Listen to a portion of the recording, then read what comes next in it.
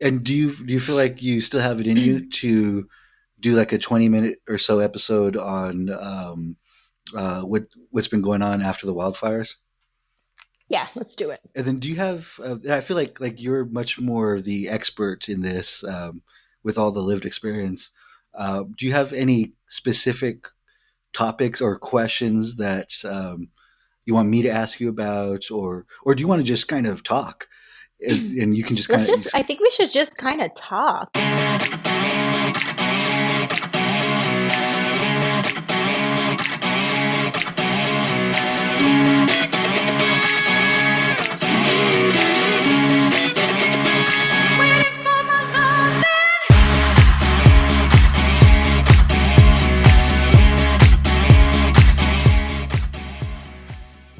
I mean, I'm going to talk. I think I was just counting on my calendar, like how yeah many days has it been since I've felt comfortable running outside? yeah And so yeah far, it's been 25 days that I haven't run wow outside. So I've had to like adapt and like, I'm doing I'm indoor hmm bike or treadmill or elliptical or like lots of strength yeah training. And it's just different for my it's different for my training, right? Like yeah man I've been a runner for like over 20 years, and in those 20 years, this is the longest that I've ever taken off from being outside. Like it's the oh, weirdest wow. thing. Like my skin feels pale. Like it's Oh, crazy. wow. Like from not seeing the sun. Yeah yeah And so it's an adjustment. And what happens in those moments? Like how do we like how do we adapt, right? Because sometimes I'm feeling stir crazy to see community or to be outside. But what are some of the benefits that might mental and emotional benefits that might be coming out of like what I'm doing? Because there are some. right Um, like I noticed immediately, like with strength training, the ways that that improved my mood, or the way that mm, that helped, since I lift weights with other people, the way that that was still a source of community and a way of like being togetherness. And how as an endurance athlete, that's something that we might ordinarily put on the back burner yeah for when it comes to our training. So having it be the forefront, is there an advantage there that mhm. I can kind of like convince myself of, even, so that I feel like I have still have purpose, that I still, not purpose, but so I feel Right. like I'm still moving towards my goals.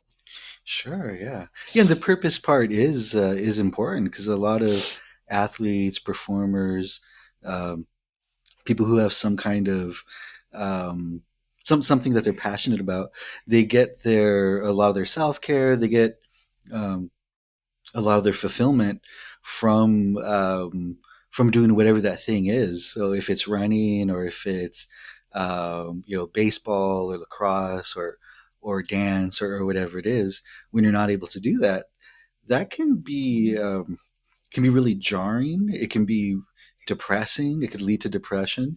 And in a situation where it's unclear when you can participate in that activity again, that can be really scary. And like right now, we were talking about how the air quality is, we're just we have a lot of questions about the air quality after old buildings with asbestos and arson and all that stuff, and then just lots of plastics have been burned in really high quantities. We don't know when it's going to be safe to really be outdoors for long periods of time, working really hard. So that's a big question for a lot of people. Yeah. And I know that some people are out running, and some people kind of never really stopped in that way. Yeah. Um, and so for each individual, it's their own comfort level to an extent. I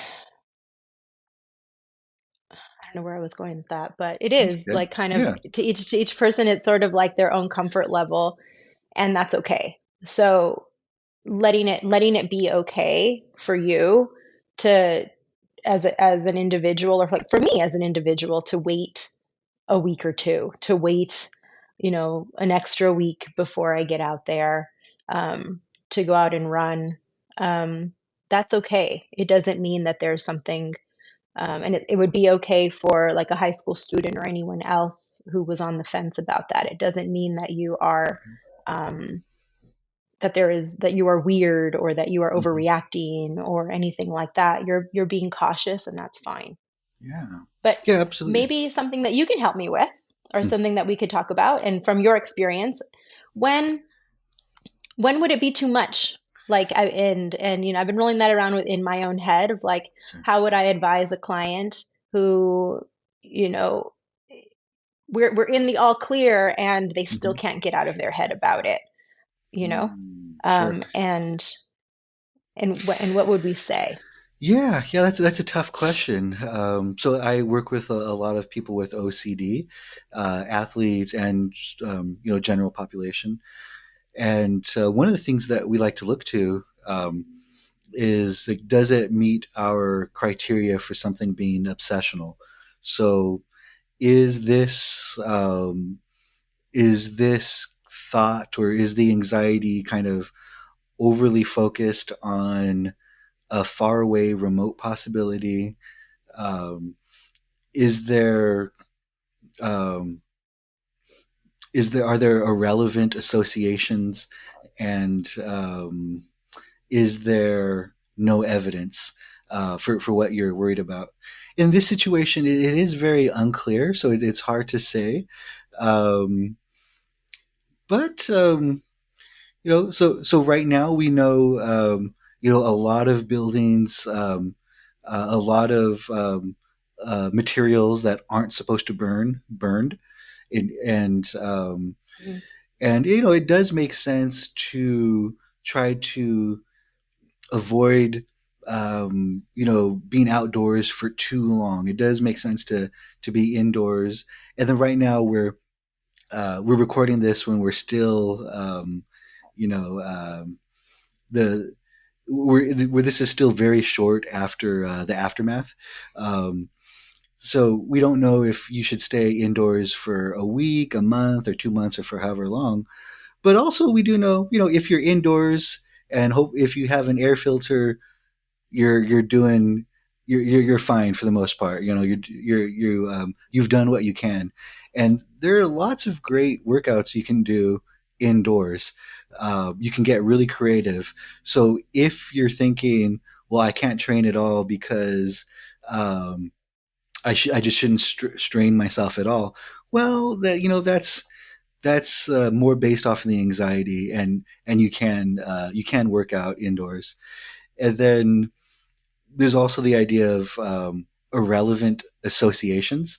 So when somebody has OCD or high anxiety, they might, to use a different example, maybe somebody is afraid of touching doorknobs because they saw on Reddit that somebody said they got really sick and died and they don't know how. So then the OCD might say, "Oh, well, maybe it's because they touched a doorknob." It's like, well, that was somebody else. You don't actually know if that even happened because someone's just posting it on Reddit. And is that actually related to the doorknobs in your house that you need to touch to get in and out? It's not. And it So, doesn't give us any of the context mhm, behind what else might have been going on for that right, person. They touched this doorknob, but they also had a terminal illness, or they touched right, this doorknob and then this other thing happened to right, them that, like, you know, or maybe it was kind of like a yeah, cartoon and they touched this doorknob, they opened it, and there was an anvil that came down. sure. Like, we don't know what happened. Yeah, But it doesn't give you the full context of like right, of the thing. And so right, what I hear you saying is that there's a line between like being cautious in the beginning parts of a disaster, and then letting that thing inform all of the decisions that you make going forward, right? right, right. Exactly, exactly. Yeah, that's the gist of it. And then I would also say, in the week after something, in the even the month after something, if you really don't feel safe, and you're having a lot of anxiety, and you're really struggling with how to deal with it, that it's okay to not be okay. And Hmm. if you need a break off, a time off from your sport or your performance art, or whatever it is, that's okay. That's perfectly understandable. And that could be a great time to uh, talk to, seek a therapist, spend time with family, spend time just taking care of yourself. And, even if it is perfectly safe to go back, but you feel you need that time, that's okay. That's okay too. That's great. Hmm. Yeah, I've been reminding clients of that a lot in the past week. Um, it's okay to feel the emotions as they're coming up. In the immediate aftermath of these fires, a lot of people were very much on like adrenaline mode of Mhm. like, here's all the things that I have to do, and the community is rallying around many of the immediate needs that people have, whether it's shelter, clothing, shoes, um, you know, all of that kind of stuff. So, but as kind of the dust has settled in a way, people are starting to feel their emotions again. And I'm reminding them that it's okay to do that, because that's a big piece of the healing process, right? And maybe that even comes through exercise and through sport, through performance. Again, I'm reminded um, of a musician in the Pasadena Symphony who one of she her home she wasn't home when the Eaton fire broke out. Her house burned down, but before it was burning down, she asked a neighbor to go in and get her violin. Yeah. So she has that piece of equipment, that musical instrument, and when she performed this past week, just the tears. She said that the tears were just flowing as she was playing Oh, the wow. piece that she was playing, and by the time she finished playing, like um, a lot of that emotion had just kind of like dissipated. She'd stopped crying by the end of it, but using that that's her way of expression is through that instrument. And so we have that too as athletes, and it's okay to grieve even if you do feel comfortable going on a run outside, or you drive somewhere to go do it, or you're even on the treadmill at the gym, like, and you feel those things coming up. It's okay to have that and give yourself permission to feel as we're going through all of this.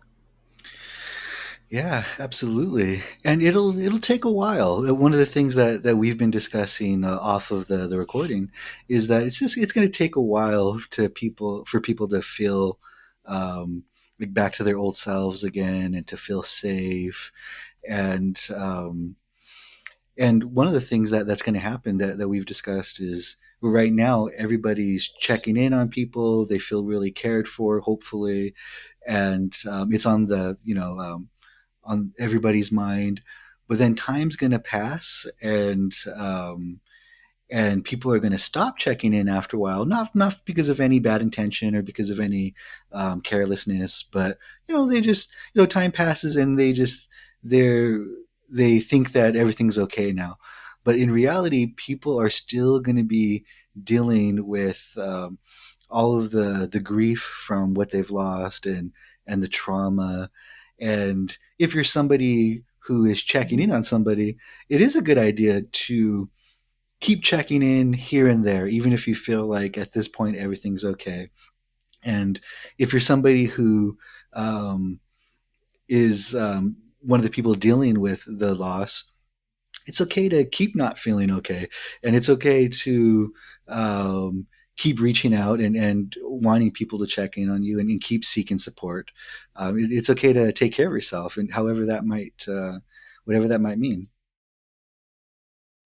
What do you think it'll be like for some of the student athletes who start coming back into sport? I Right. think about these kids because, even offline off this conversation, we were talking about how some of these kids um, are now experiencing a compounding of trauma from the previous Yeah. disaster of COVID, and then now some of these kids experiencing this disaster. Yeah. Yeah. And That's I'm thinking a lot about their resilience and what tools they can use to get them back out there. right. What do you Right. think? Yeah, that's a great question, and yeah, it's always hard to say, and there are lots of student athletes who have lost their homes, maybe their high schools, maybe the field that they played on. All of their equipment is gone. Maybe it was in their home, and their home is gone now. Um, so they're going to be really dealing with the trauma and the grief of that.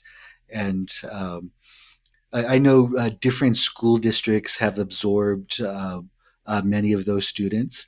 Um, so hopefully those schools will be able to accommodate them, be understanding, and hopefully refer them to counseling, because it's sports are great, and we want people to play sports. It can be really meaningful, but then also if you lost your home, it's still going to be really important to get some kind of counseling.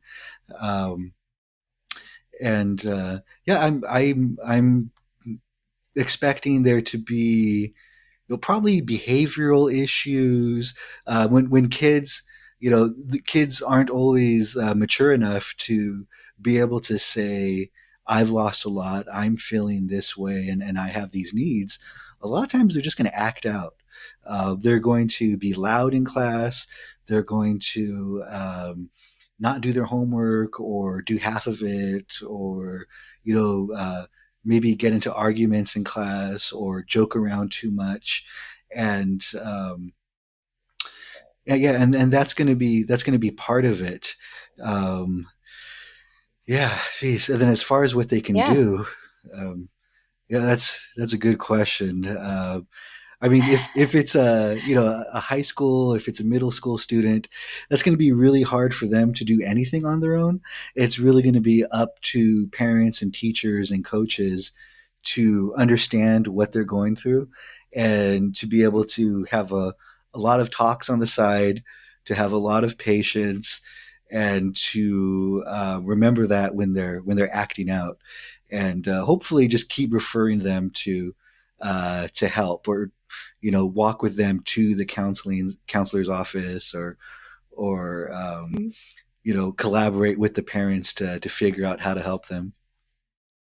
Yeah. So for the parents and the coaches to maybe, and teachers, to kind of put mental health at the forefront in times like these, to have that be a normalized open conversation, um, at practice, in the in the classroom. Maybe it's like, I could imagine having like just a check-in at the start of practice, like how is everybody doing, um and noticing, being curious, yes, being patient, but like noticing when someone's behavior has shifted into something that's not typical of them, whether they're not doing their homework, or they're acting out more, or their performance has dipped significantly, or they're not showing up to practice, um, so that they could talk to someone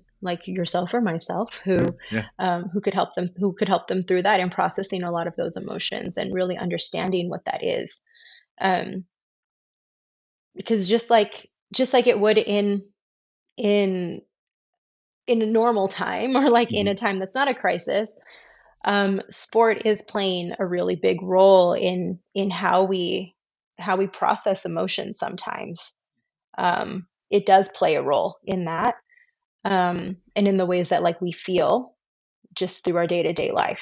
Um, so I still see it as serving a purpose, but maybe serving it in an even more healing way than it were sure, before. You know, sure, yeah, it's obviously it doesn't take the place of therapy in any way, um, but it does provide the outlet for moving some of that energy, from pent up to expressed. yeah, absolutely. And then now, we don't have to talk about this if you don't want, but you have your run club. Are there things that you're seeing, or things that you're doing that you just want to share? It could be helpful for people. Yeah, so for the run club, immediately we paused the runs entirely. So we weren't encouraging outdoor physical activity until further notice was how we did it. But just last week we hosted, which was week 3, so 3 weeks after the fires started. Um, we partnered with a local treadmill studio and we hosted a fundraiser class. So we basically had like Yeah, the whole studio to ourselves. So 30 people could show up and they made donations for their entry to the class, and those donations went toward individuals inside of our run club who lost their homes. yeah, So our community really wanted and really wants to support and be effective and show up for each other and also be together, because it's such a difficult time that even if you even if you didn't personally lose your home, there's ripples throughout the community sure. where we all feel the pain and the grief and the suffering or the Yeah, sadness. So we came together to do an event like that. We raised a good amount of money for in that one night to be distributed to two families yeah, that lost everything. And I think I think that's one way of healing everyone, allowing people to feel like they're doing their part, allowing them sure. to still feel, community is a very important piece of healing, where we have each other and you can physically see each other, and recognize if someone is safe, recognize each other for doing a thing. It's not a and the the actions that we were trying to take had a very specific purpose, so you could see kind of like where things were going or who was being affected and how. Hmm. Um, and I think that also contributes to those healing parts. I don't know for sure, like how long we'll be indoor and Yeah, and redirecting kind of activities in those ways. But the overall feeling inside of communities like this is that they want to make a difference, or they want to help. And so I think that if that were a message um, to a high school student or to a family that lost their home, or is really trying to navigate through this, remembering that the communities do really want to be there for you, and and there's kind of like no shame in asking for the things that you need and being specific about it. I need someone to help me figure out these FEMA forms. I don't need another sweater, but I do need sure. like, I do need to help my kid replace this piece of equipment so they can do their sport. Or actually need a backpack. Or you know what? No one gave us pens, and my kid has to like take notes in class, and I just can't find one. Like, can I just? We need something like, I don't know, Right. any small thing, right? Or like, Yeah. can I had a client in the office who did lose her home, Mm. and we were talking about journaling, and she's like, yeah, that's a really great idea. I should just kind of, do some journaling stuff. And then at the end of the session, she's like, I feel really, really weird asking this, but like, do you have any journals? Like, I realize I don't have any Right. paper. Like Right. how can we make these suggestions and then not think about what the next part might be? And so Yeah. I was like, actually, there's a bookstore down the street. I'm going to get you a journal. Like, let's go get it. Sure. Yeah. Like, let's go get a journal, and let's go find one that really resonates to you, that you feel comfortable writing in, and something that like feels special to you. Take your time finding that thing. Like, I probably am not, I don't think everyone's therapist is gonna take them out to do that. And it's a little bit of a gray area, right? But Mhm. I felt compelled, so I did. Sure. Yeah. um, Yeah. yeah, It's. I and I mean, this think is that asking for what you really need versus right. what people think that you need is Right. is also kind of important. Yeah, absolutely. And this is such um, there's such a need right now. This is such a you know difficult situation that I think it makes sense to let down some of those um, standard barriers that we have as therapists or healthcare providers, and do what we can to help people in a crisis. And there are people who lost their homes, who lost everything, and maybe they just had to grab a bag real quick and leave, or maybe they weren't even home and they didn't have time to grab anything, and it's all gone now. So yeah, so um, helping someone who needs a journal or whatever it is, some socks or whatever it is. I think that's great. Yeah, and like you said, just checking in with them and asking what they need. Hmm. Yeah. And remembering like we're all human. Like at the end of the day, whether my title is as your therapist or my title is as the leader of your run club or anything else, right? Like at the end of the day, we're all human and we should and moments like this remind us that we should care for each other in those Yeah. ways.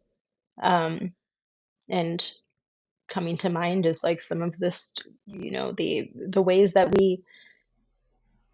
that these disasters show kind of the opposite of care for each other, whether Sure. that's, you know, rent prices that are like Right. 300% Yeah. higher than they were the week before, or like, things like that. And those are also places where, as people who weren't affected, or we're still in a home where we still have we still have like the luxury of not having to think about where we're going to live, like there's also like an advocacy piece that the Sure. community can step up and do, and like, and I have seen that happen where like people were real quick to put together that Google spreadsheet to like out every landlord who was kind of price gouging. It was pretty funny. Right. Yeah. But things like that, where like where we do have the breathing room and we can, like, to whatever extent we can, support in with the smaller things, Hmm. that's where the community can step in and help within our own, and then as people who are helping, right, like within our own capacities, because of course there are still other things that would be going on in a person's life, and it's helpful to make sure that we're also taking that space for ourselves. Right. Yeah. You can only control your own behavior, your own actions and decisions. And there's going to be a lot of uncontrollables. There's already been a ton of Hmm. uncontrollables. Hold on a second. And yeah, the advocacy piece is really important. And like we pointed out, this is going to be an ongoing process. And 9 months from now, people are still going to be fighting with insurance companies. So if people are able to continue their support and advocacy, Hmm. that's going to be really helpful. Yeah, Excuse me. agree. Totally agree. So, um, finding the places where there is actually a need for that stuff. But I think that we got on this topic originally by kind of talking about how people can get back to some of the hobbies and the things that they love. And um, there could be moments where it's like, well, this thing's not really that important because there's so many other bigger things going on. And that, Right. there's, or maybe feelings of guilt of like, how could I go to the batting cages to practice this thing when my teammate lost their house, and like, they don't have a they can't comfortably or safely go do this thing anymore.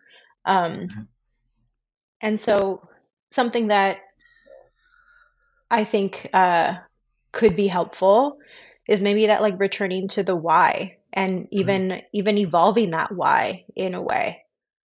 um, maybe I'm going to the batting cages because I have this goal of being a better home run hitter than Shohei Ohtani. Okay, cool.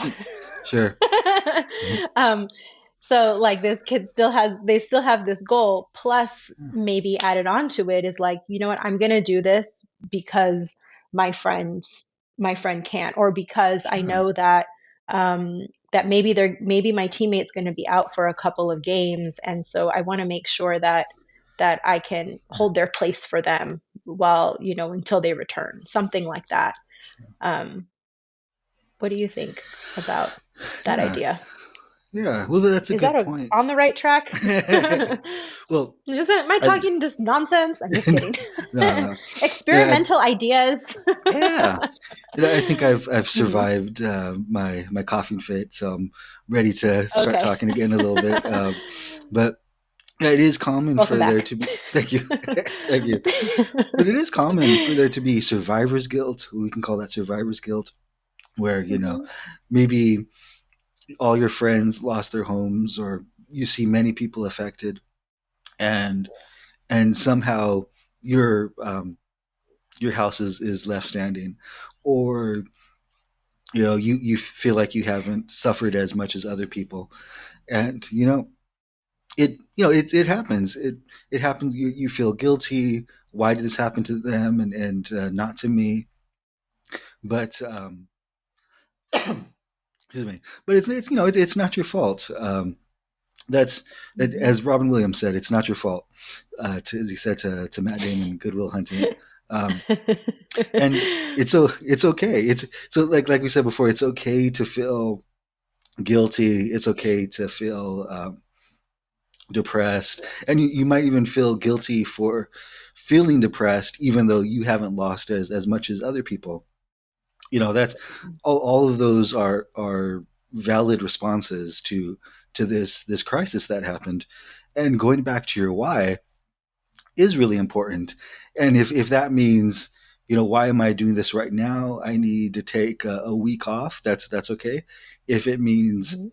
you know my why is being in the batting cages is my self care. So I want to be in the batting cages, even though this thing happened. That if the batting cages are open, then that's okay too. I think it's important to not just like a lot of athletes will say that their sport is their therapy, and sport is great, but then also therapy is therapy. So Mhm. if you're working out and it helps you to feel Yeah. better, that's great.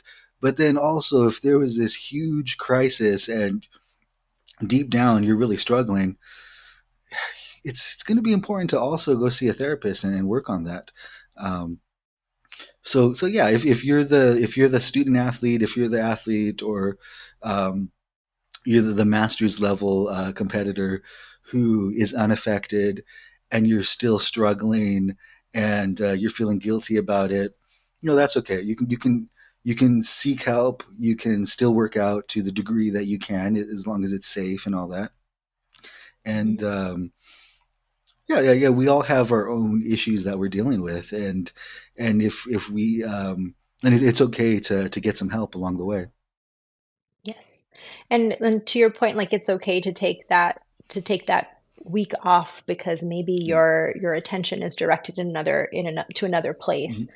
But if you're starting to notice that you're affected so much that you just can't find joy in the Mhm. thing that you were doing before, or you can't get back there at all, that's absolutely a time that that person would need to call for some extra support.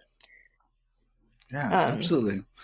And then and then I thinking too about like performance and like how someone um, might kind of start thinking about, well, if I just exert enough energy at this thing, then maybe it relieves all of this tension, stress, anxiety, worry, fear, anger, even. Um, but cautioning, I'm thinking about that and like cautioning against it in a way, Sure, sure. um, because that can be the thing that ultimately leads to like an injury that Right. takes you out of your activity for an extended period of time. If you're pushing yourself beyond in a way um, that is unhealthy as well. So I think that there's like that spectrum of like not being able to do it at all or doing it way too much. neither one is healthy. So, Yeah, yeah, absolutely, and that's so common with athletes. They want to come back sooner than they probably should. They're eager, hmm they're determined. They come back too soon, they get injured again, and then it prolongs hmm their absence. So yeah, I think it just goes back to just taking care of yourself right now, taking care of yourself, your family, whoever else, and sport is really important. But it has a place in your overall life and your overall well being. hmm And then the message to coaches of like being patient with your athletes and being patient with yourself as a coach, right? There's Yeah. sometimes depending on um, what the school goals were. There's just so many Yeah. factors, right? So Yeah. like even a coach to think I have to get my team back into like this type of shape by this amount of time, Hmm. or we have to go to this game, this game, this game, and like pile it all on to like make up for these lost weeks. Right. Maybe those ideas or like those things need to shift where coaches are now in a position where they're able to where maybe they're advocating for their athletes in different ways. Yeah. Yeah. And then I am seeing that we've gone on for a little For more than our while. 20 minutes. I don't know. I was just giving you lots of material to work with. Sure. We didn't even have a formal start to the I conversation. know. Mhm. But that's kind of cool that we didn't have a Yeah. formal start to the conversation. Sure. Sure. Well, But I think um, this was a great start to yeah. us discussing more about Yeah. like where where athletes are right now, where they Yeah. might be, where we might be going, and just a very this is the times, this is the Yeah. climate of where we are today. Yeah, absolutely. And then now, do you want to tell people where they can find you? So my name's Lydia Garcia. You can find me at lydiagarcia.net. I'm a clinical social worker and I work with athletes, everyone from high school through master's level. Awesome. Then, and then your run club, Pasadena Run Oh yeah, Club. Pasadena Run Club.